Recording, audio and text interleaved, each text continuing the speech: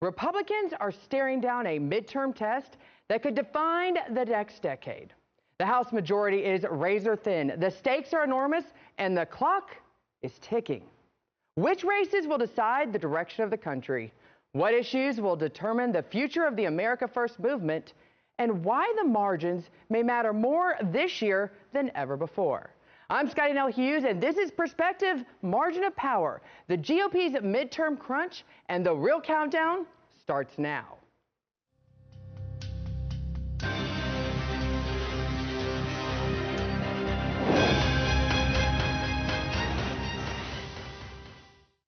I'm glad you're here because on today's show, we're diving into the story no one in Washington wants to admit. Republicans may be holding the gavel, but the margin is shrinking every seat, every vote, every issue. All of it is part of a political battlefield that will decide whether the America First agenda advances or gets stalled by gridlock. Now, across the country, families are feeling the impact of rising prices, a porous border, and a global landscape where American strength is questioned far too often. Voters are not confused, they're frustrated. They know exactly what's not working. What they want to know is whether Republicans can turn that frustration into a renewed mandate. And that's what the midterms come down to. Will conservatives sharpen their message and fight for real change? Or will the left exploit every sliver of division to take back the House? Well, to help us break it down, the pressure points, the district, the issues, and the strategy that could determine whether the GOP holds the line or loses its leverage, we bring in our guest, Joe Mangiacotti, Dr. Joe Mangiacotti, who is a talk radio host out of Boston and a senior fellow at Frontiers of Freedom, as well as longtime conservative pundit and radio host Steve Malzberg. Thanks for joining me, gentlemen. Great to be here. Dr. Mangiacotti, I'm going to start with you because Republicans have a razor-thin House majority. And from a strategy standpoint, what are the three districts you believe that will help determine whether the GOP keeps control, and why do they matter so much at this point? Oh, I'm petrified of Jasmine Crockett now entering the Senate race. Absolutely. She's going to clean up there. I mean, that's crazy. Look, you know, the court has supported the Texas redistricting. Prop 50 went in California. They're looking at possible 5 seats. That's still being challenged. But when you started this off, Scotty, and I was like, wow, the notes I took to do this, totally one brain here, because it is those things, right? The voters ask, right, the midterms referendum on governance, right? Is my life safer? Is it more affordable? Is it more orderly than it was 2 years ago? In those things, I think we have to stick to, right? The rule of law, not selective law, limited government, competent government, local control, and fair representation. These margins are thin, but, you know, Nancy Pelosi also had years where the margin was just as thin or very close to it. So, you know, do Republicans operate the way the Democrats typically do on that? Look, the Republicans should run as the party of competence, boundaries, strong economy, public safety, secure borders, and an accountable federal bureaucracy. And I think this administration's gone a long way with that accountable bureaucracy. You are correct about that, Joe, and that's actually what got Trump elected back, you know, just shy of a year ago, is why people elected to him. But to the same point, Steve, you know, voters are worried about inflation, cost of living. So what is the America First economic message that differentiates Republicans from, say, Democrats like the newest mayor that just got elected in New York and his socialist points that he's putting? How should the GOP not only communicate it more clearly, but separate themselves from obviously a winning message that is working for socialists getting elected across the U.S.? Well, that's very unfortunate, and those are people, anybody who would vote for someone with his political views overall, it goes beyond their view on prices and the economy and all that kind of stuff. We all know that socialism doesn't work. It's never worked, and free housing and free bus rides and free this and free that isn't going to work. But I think the challenge here for the Republicans, and you talk about, and it's true, Nancy Pelosi, slim majority, but Democrats always stick together. together.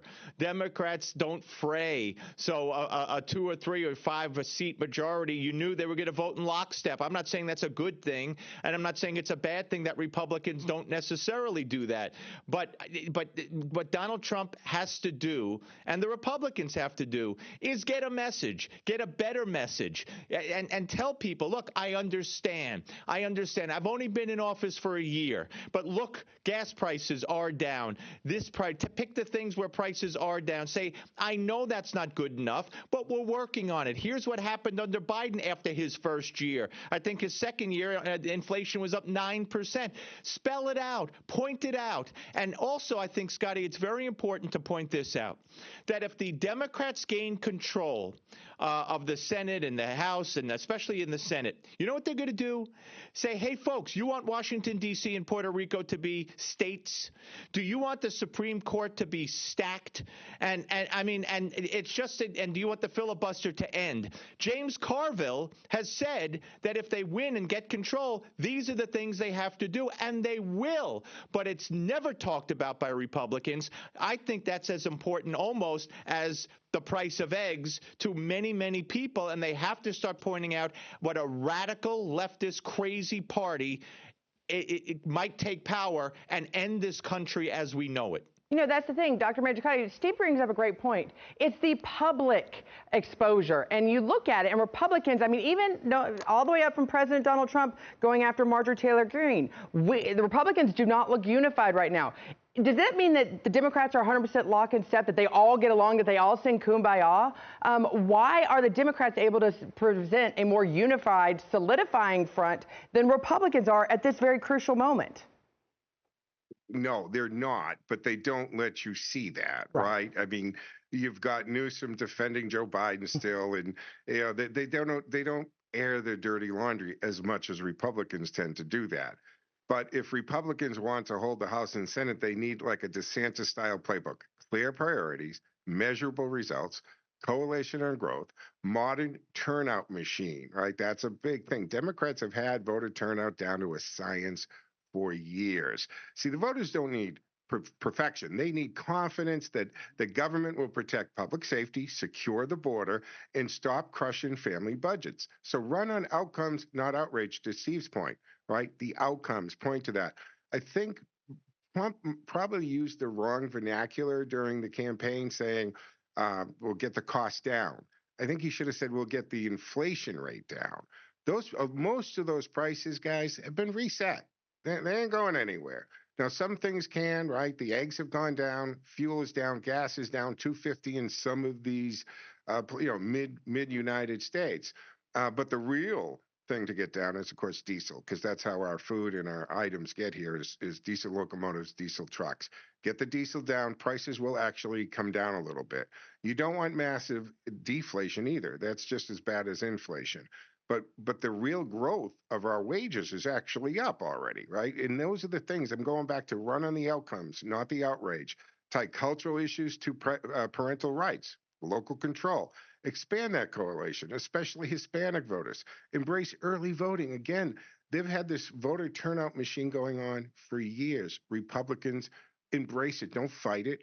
Don't complain. Don't, I was going to use a word I'm not sure I could use, but complain about it. Hey, make citizenship-based representation a fairness issue. You bring up a great point there, talking about what Republicans do worse than Democrats do in phrasing. Gerrymandering comes to mind, Joe, when I think about it, because for some reason, Democrats have been gerrymandering districts forever on most, and Republicans actually get control of some states, and all of a sudden, you would think that, they partnered with the devil in trying to create offices that are legally allowed to be theirs. So why cannot Republicans get this PR message right going in midterms, and how crucial is that, Joe? Hey, well, thank my state, Massachusetts, for gerrymandering. There you Eldridge Jerry is responsible for gerrymandering. And I was actually talking about this on my show this week about the whole redistricting. See, I maintain we now have AI. Why are we doing this? We should just put the algorithm in. And Steve, I don't know where you come in on this, but we could tell the computer, the AI, hey, here's the population of citizens only citizens do we do the districting on, draw the districts and take no consideration into gender, race, voting habit, registered party, anything. And we would have true representation. Could you imagine how different the House and Senate would look today if that's how districting was done? And it goes all the way back to the Constitution. Right, Steve? Steve? I mean, it would be. That would be. I mean, that it's wild to consider, but yeah, that's certainly doable. But talking about Republicans not sticking together, even look at Indiana. I mean, there are Republicans that don't want to have the redistricting, which would favor Republicans in the House within the state legislature in Indiana. They're fighting this. They're challenging it. They don't want it, and it looks like it's not going to be able to have enough votes to come to fruition. So that's another example of Republicans not sticking together, not looking out for the benefit of the party, which again is not always good to stick together. But in this instance, certainly, I think it's a no-brainer. Oh, absolutely. And that's the thing, it's that unity they have to on that side of it. Well, I want to go to a little bit south. One of the issues that Donald Trump campaigned on, got elected on, I still think is one that people cross over and agree on, Democrats agree with him on, is about the southern border. And Steve, the southern border, it remains a top priority for all voters. How can Republicans turn national frustration into this winning midterm coalition without allowing all the issues to become this background noise that we're seeing by the protests that are happening outside of the ICE holding cells? Hard numbers. I mean, hard numbers. You have to let the public know, compare to what happened in the 4 years under Biden and Harris and what's happened so far, which is just amazing. I mean, nobody's coming in. I mean, not literally, but just about nobody is coming in. And what some of those people went on to do and the victims of those crimes and yes, the relatives and parents of those victims. I mean, it's theater and it hurts and it looks like exploitation, but you know what? A lot of these parents and relatives are happy to do it. You have to let the public know that, look, you can't look at somebody and say, oh, that person's illegal and that person committed a crime. You have to approach people and you have to check them out. And that's what's happening. But they're being, hampered by these professional paid protesters in many cases. And that's what's causing the problems. Look, we just had the mayor of New York put out a video the other day, the mayor-elect, O'Donoghue, who you referred to, telling illegal immigrants in New York City how to combat ICE. And what they should do. I mean, this is incredible. He's setting up a terrible, terrible situation that will come to fruition, and this is what the left wants. Republicans have always, and I'm sure Joe and Scottie, you'll agree with me, traditionally, I've been doing this for 40 years. I remember myself always saying they can't get the message out until Trump. They couldn't get the message out. And right now, they have to do a better job, Trump included, everybody, in getting several messages out. Absolutely. Steve Malzberg, Dr. Mangiacotti, hold on with me for 1 minute, because when we come back from this break, the map, the margins, and why just 3 seats may decide whether the America First movement moves forward or gets pushed back. You're watching Margin of Power. Don't go anywhere.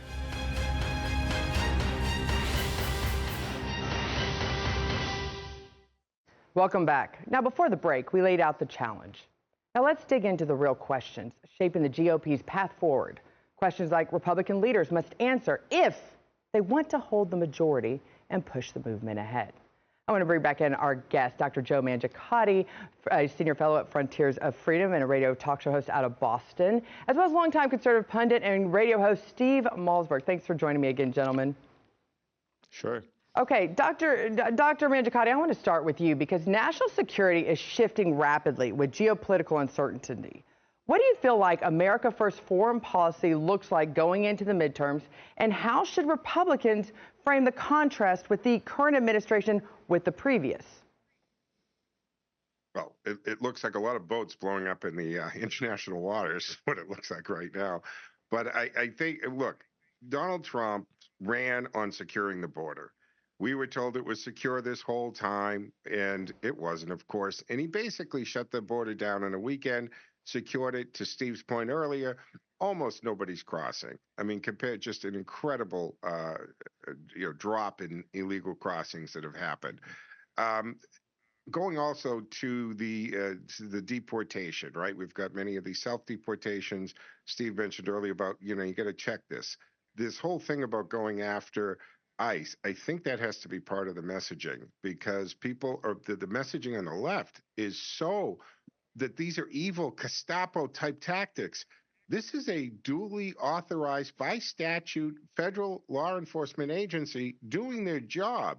If you want to change it, you don't like it, either run for office or get your congressperson to submit a bill to do this. But you can't go in there. And again, I liken this to the asinine status of these sanctuary cities and states. There's no such thing. There isn't a mechanism for us to pick and choose what federal laws we want to follow. That's not how law works. You follow them all. And so my question is, going forward on this, at what point do they cross the line from protest and freedom of speech to hindering the operation of a duly licensed federal authority, and cross the line to actually aiding and abetting? And do some people have to be charged? Do we have to do a test balloon on this? Because to Steve's point, you've got the mayor-elect telling people to resist this. I mean, does he want people resisting the New York City Police Department, to resist all authorities within the city of New York? Do they want that across the board? I don't understand this lunacy and why we seem to accept it. I think that needs to be part of the overall discussion to get us back on some track of sanity.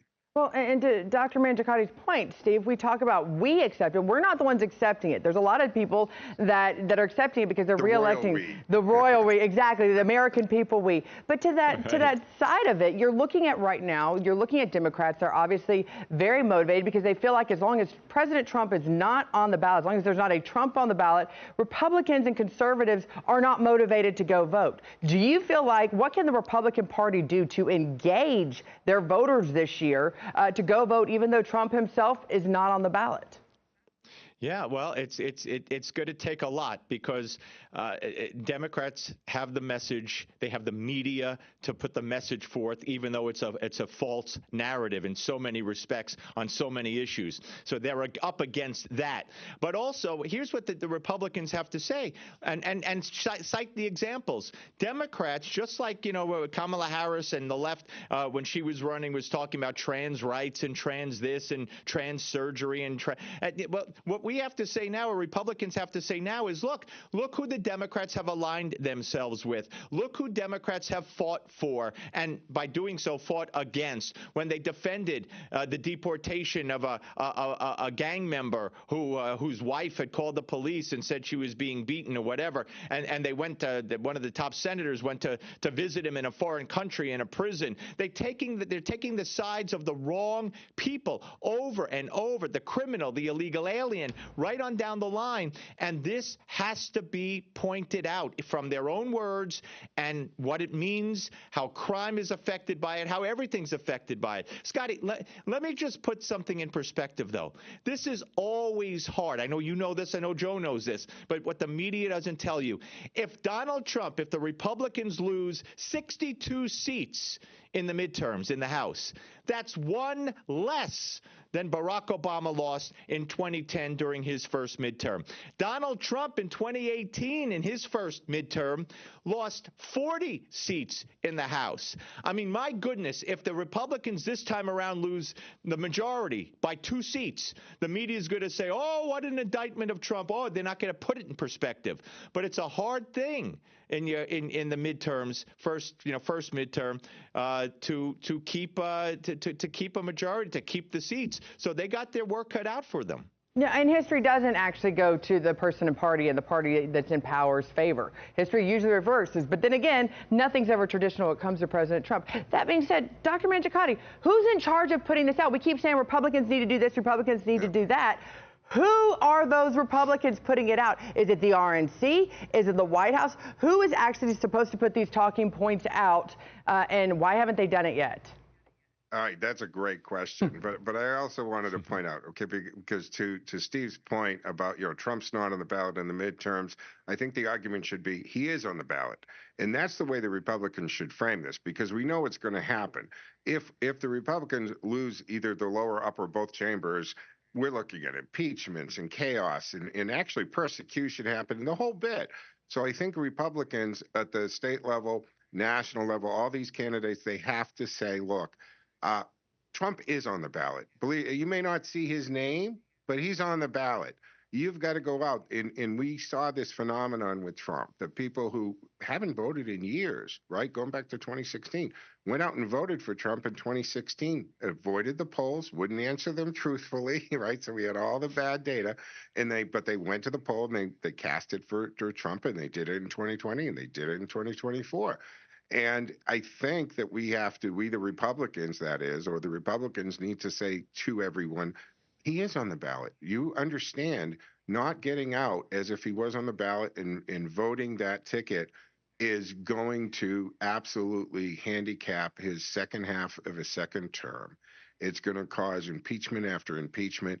If on election night, if we see that the House is slipping away, articles of impeachment will be filed by 7 o'clock the next morning. We know that's going to happen, Steve, right? Absolutely. So in a lot of ways, he's on the ballot.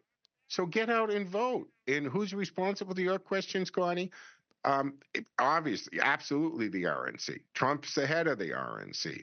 Trump is just a once-in-a-lifetime kind of marketer, messenger, and things. We saw this. Steve, but Joe, Steve, I can tell you, yeah. Yeah, no, I'm sorry. I'm sorry to interrupt. But you know what? We got a year, and the Republicans have better add to their resume, especially in the House. Now, it might not get through the Senate, but they have to be able to campaign and say, here's what we passed. And the Democrats wouldn't bring it up, wouldn't vote for it in the Senate. But here's what we can do if we have total control. They haven't, in my view, really done enough. They've done some things, but what have they done lately? And what are they planning to do? I mean, I just thought they'd be voting, and passing, while they have enough votes. They're not doing it. And they better do it in the next session, leading into the midterms. But and why is that? Why is that? What are the Republicans so beaten down that they don't know how to take advantage of the position they're in? Or Joe, do they understand that it's going to be Trump is going to be the one that's held accountable for their lack of action? So do they want to make this administration look good? Do they want President Trump to look like he succeeded on policy? What do you want? They better for their own future. I mean, for their own future, they better. It's not fun to be a minority in the House, especially with the Democrats in control. They will get the back office where they'll be sharing with the rats that exist in Congress, the animal rats. I don't care. Yeah, put me out in the parking lot if we're going to get the policies passed, if we're going to secure the border, if we're going to keep inflation down, if we're going to keep energy going. I mean, if we're going to follow through on the Trump and America First agenda and policies, I don't care where you put my office. Just get that through the House. And to Steve's point, what the hell are you doing? Exactly. Get going. Exactly. Well, I want to thank both you, Dr. Mangiacotti, and Steve Malzberg for joining me today on this conversation. I guarantee we will have more of it and have both of you on to continue as the midterm elections continue. Thank you, Scottie. Nice meeting you, Joe. Appreciate it. Thank you. Nice meeting you, Steve. Now, tonight's conversation makes something clear. The margins aren't just numbers. They are the difference between action and stalemate, between protecting the America First movement to watching it get chipped away. Now, Republicans are not running in an ordinary midterm. They're running in a moment where voters feel the weight of every decision Washington makes. They are running in a moment where the country is asking who is going to put America first, not just in speeches, but in outcomes. Now, the GOP still has the opportunity to lead, but leadership requires clarity, conviction, and a willingness to fight for the voters who gave this majority its power in the first place. As we head deeper into the midterm season, remember, power isn't permanent. It's borrowed. And the American people will decide whether Republicans get to renew that lease. Thanks for watching. I'm Scottie Nell Hughes, and this has been Perspective. Until next time, have a great time.